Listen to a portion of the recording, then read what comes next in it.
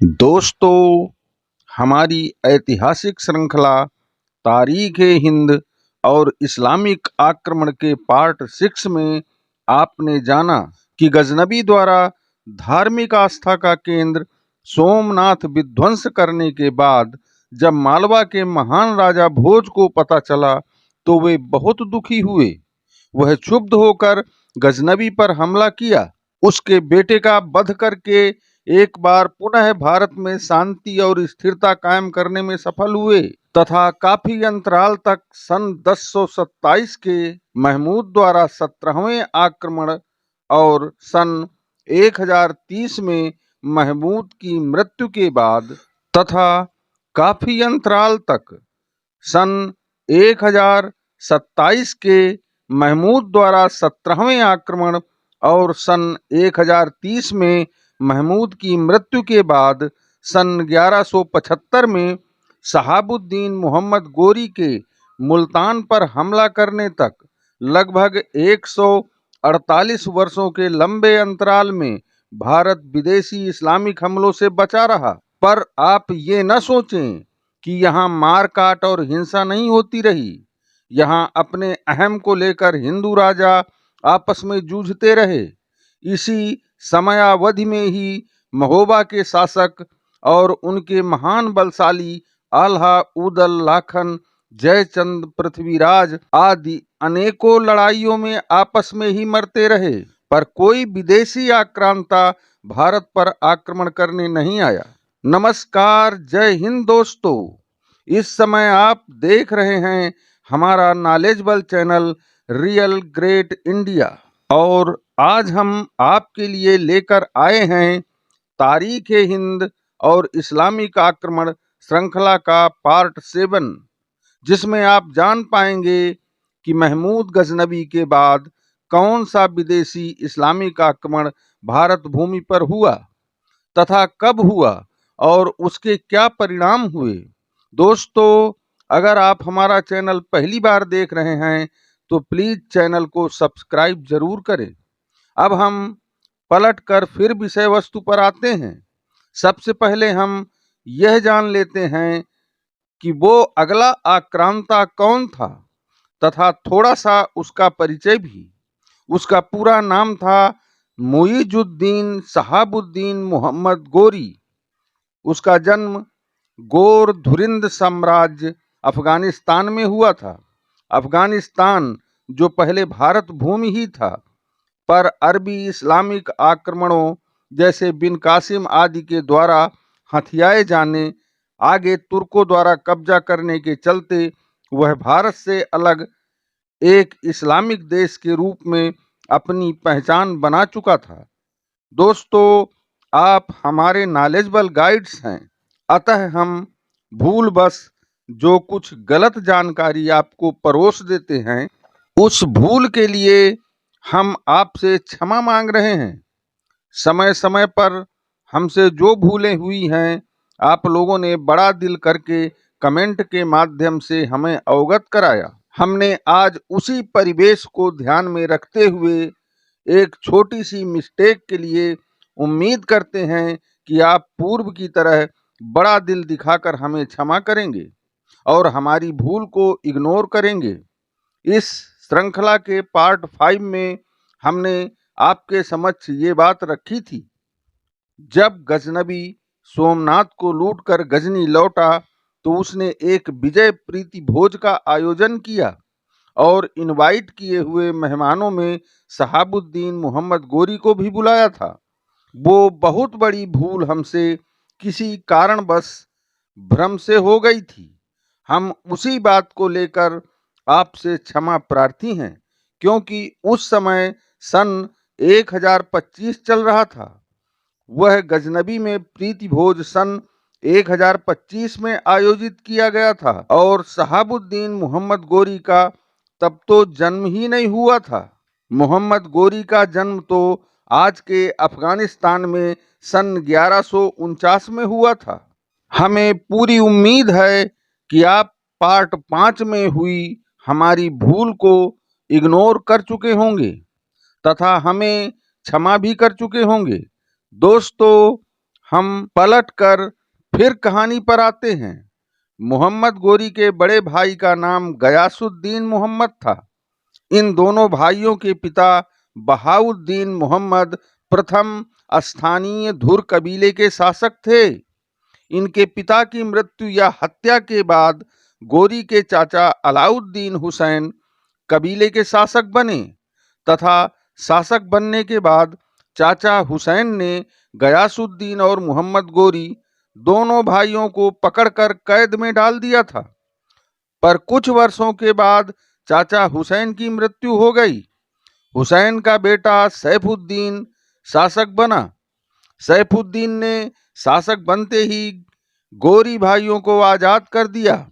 अब सन 1163 में सैफुद्दीन की हत्या हो गई। इसके बाद धुर अभिजात वर्ग ने गौरी के बड़े भाई गयासुद्दीन को समर्थन देकर शासक नियुक्त कर दिया। गयासुद्दीन ने इस्तियान प्रांत और कजुरान को जीतकर मोहम्मद गोरी को वहां का शासक बना दिया। गोरी ने तमाम धुर लीडरों को जो सत्ता की होड़ में थे उन्हें समाप्त करके अपने बड़े भाई की सत्ता को मजबूत करने में सहायता की। गयासुद्दीन सन 1163 से सन 1173 तक गोर को राजधानी बनाकर शासन किया। सन 1173 में गयासुद्दीन मोहम्मद ने मोहम्मद गोरी को गोर का शासक बनाया और खुद गजनी पर कब्जा कर लिया तथा गजनी की गद्दी संभाल ली। गजनी इसके पहले ख्वारिज्मों के अधिकार में थी। ख्वारिज्मों ने गजनबियों को समाप्त करके गजनी हासिल की थी। आगे गोरी की मंशा कुछ बड़ा करने की थी। वह गजनी के इर्द गिर्द ही नहीं सीमित रहना चाहता था। उसने भारत के विषय में काफी कुछ सुन रखा था। वह जान चुका था कि भारत में धन की कोई कमी नहीं है तथा वहाँ लोलुप और चाटुकारों की भी भरमार है तथा सभी राजे आपस में लड़ते रहते हैं। अहम के चलते एक दूसरे को नीचा दिखाने में ही व्यस्त रहते हैं। उसे भारत में एक अवसर दिख रहा था, साम्राज्य विस्तार का। यही उसकी और गजनबी की सोच में थोड़ा अंतर था। बाकी तो सब कुछ वैसा ही था। दोनों क्रूर तथा लुटेरे और धन के लालची थे। गजनबी का फंडा लूट और इस्लाम का विस्तार था, बस। वहीं मोहम्मद गोरी का फंडा उससे अलग नहीं था, बस एक सोच और बढ़ जाती थी साम्राज्य के विस्तार की, जिसमें वह पूरी तरह सफल भी रहा। इतिहास में मोहम्मद गोरी को ही दिल्ली की शासन व्यवस्था तथा भारत में इस्लामिक साम्राज्य स्थापित करके गुलाम वंश की स्थापना करने का श्रेय दिया जाता है। इस मिशन के चलते ही पूरे भारत में सैकड़ों वर्ष इस्लामिक शासन कायम रहा। सन 1175 में गोरी खैबर दर्रे द्वारा घुसकर भारत में प्रवेश किया और पहली बार के आक्रमण में ही सफल हो गया। उसने मुल्तान पर कब्जा कर लिया। मुल्तान में एक शिया मुसलमान का शासन था। गौरी ने उसे परास्त किया और मुल्तान पर कब्जा जमा लिया। फिर सिंध पर भी अपना अधिकार कर लिया। इसके बाद सन 1178 में वह भारत में और अंदर दाखिल हुआ। इस बार वह गुजरात विजय के अभियान में निकला, जहां उसे करारी हार का सामना एक 10 वर्ष के शासक मूलराज द्वितीय और नाबालिग शासक की संरक्षिका उसकी विधवा मां नायिका देवी सोलंकी के साथ हुआ, जहां उसे शेष जिंदगी में कभी ना भूलने वाली हार का अंजाम भोगना पड़ा। उस हार से उसका जेंडर ही चेंज हो गया और वह ट्रांसजेंडर हो गया। दोस्तों, अगर आप रानी नायिका देवी सोलंकी और गोरी का यह युद्ध विस्तार से जानना चाहते हैं तो हमने एक वीडियो पहले ही बना रखा है, जिसका लिंक हम डिस्क्रिप्शन में डाल देंगे। वहां से आप पक्षपात द्वारा इतिहास से गायब वीरांगनाएं पार्ट 1 में देख सकते हैं, जिसका टाइटल रानी नायिका देवी सोलंकी और मोहम्मद गोरी का युद्ध नाम से है। गोरी ने इस हार से सबक लेकर अपनी सेना में जबरदस्त कमांडर नियुक्त किए। वह कुशल रणनीति निर्माता तो था ही, उसने अपनी हर कमी को दूर करके एक छोटी किंतु बख्तरबंद अभेद्य सेना संगठित की। वह आगे भी कई लड़ाइयां हारा, पर वह गजब का दृढ़ इच्छा शक्ति वाला योद्धा था। उसने हर हार से एक नया सबक लिया और खुद को निखारा। इसीलिए वह आगे चलकर पूरी तरह सफल भी हुआ। गुजरात पराजय के बाद गोरी ने कुछ दिन तक स्वास्थ्य लाभ लेकर गुजरात में आक्रमण से तो तौबा कर ली, पर भारत के कई उत्तर पश्चिमी राज्यों पर प्रतिवर्ष आक्रमण का कहर ढाता रहा तथा अपने आप को मजबूत करता रहा। इन दिनों में वह गजनी में बैठे अपने बड़े भाई से बराबर संपर्क में रहा तथा उसने उस समय की सबसे बड़ी ताकत दिल्ली अजमेर में चौहान राजवंश पर नजरें लगाई और दिल्ली के शासक पृथ्वीराज चौहान पर सन 1191 में आक्रमण कर दिया। ताराबड़ी, जिसे पूर्व में तराइन कहा गया है, वहां तराइन के मैदान में युद्ध हुआ, जो तराइन का प्रथम युद्ध था। उस युद्ध में मोहम्मद गोरी हार गया।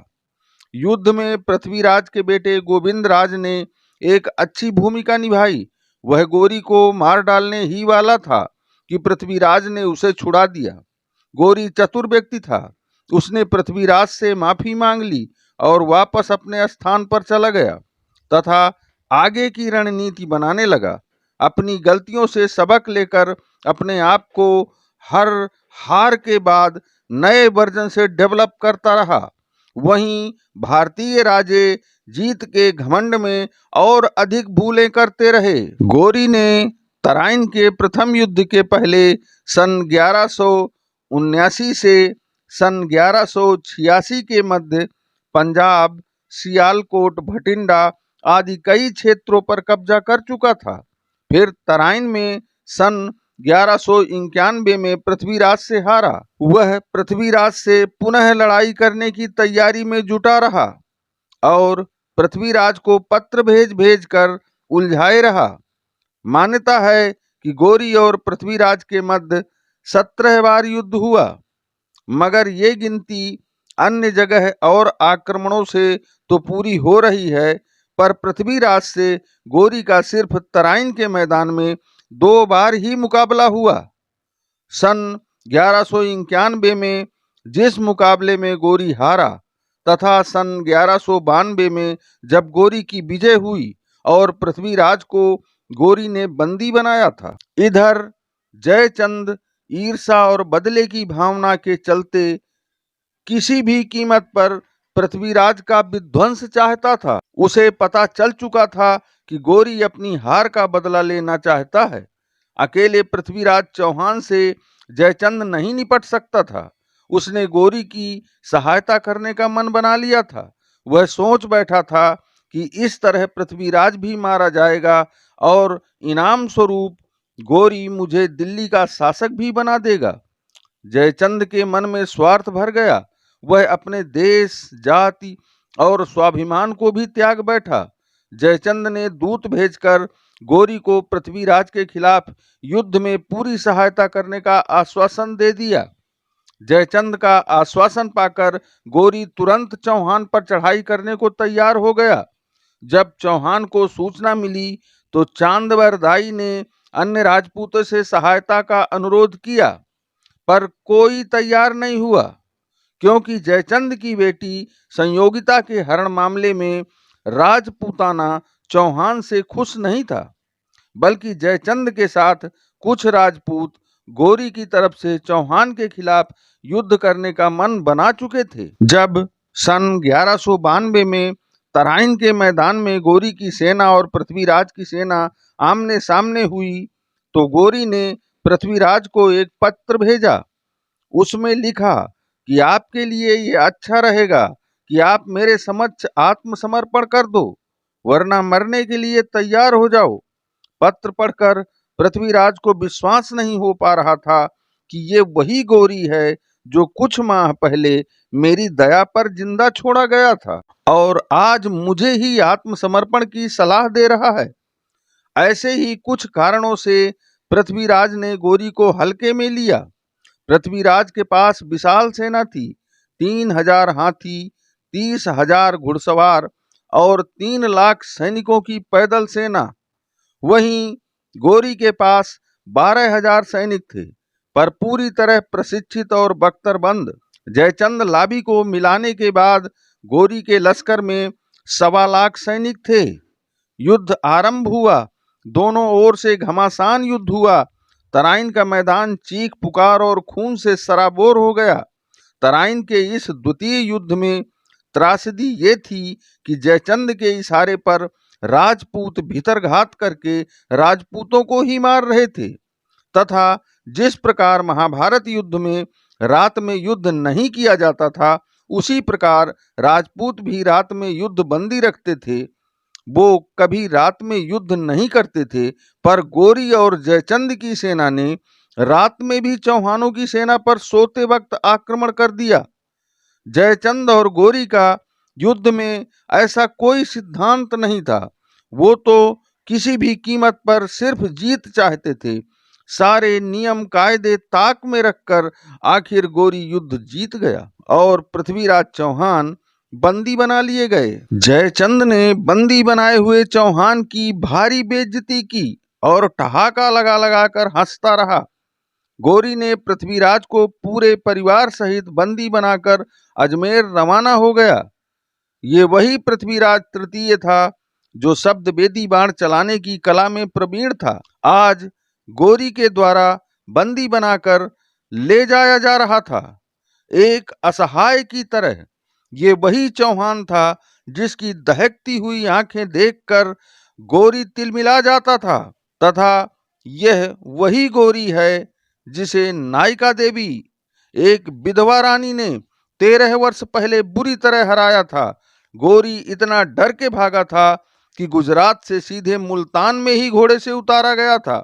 पर आज राजपूतों की आपसी कलह और घमंड के चलते विजयी मुस्कान खिली हुई थी मोहम्मद गोरी के चेहरे पर।